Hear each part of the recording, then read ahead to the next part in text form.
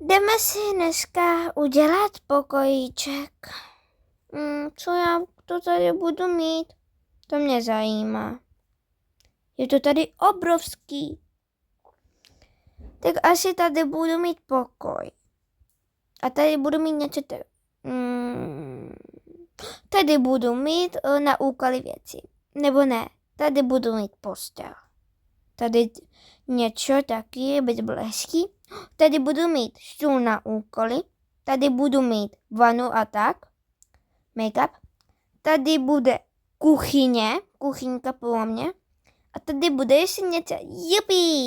Takhle se mi to líbí moc. To je strašně boží. Tady budu hezky špinkat.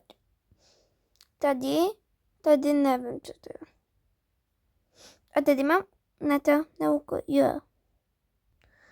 Tady budu mít, tady budu mít make-up stoleček, záchod, nevím, nebo někdy tak. A tady budu mít, musím mít ještě někde skříň.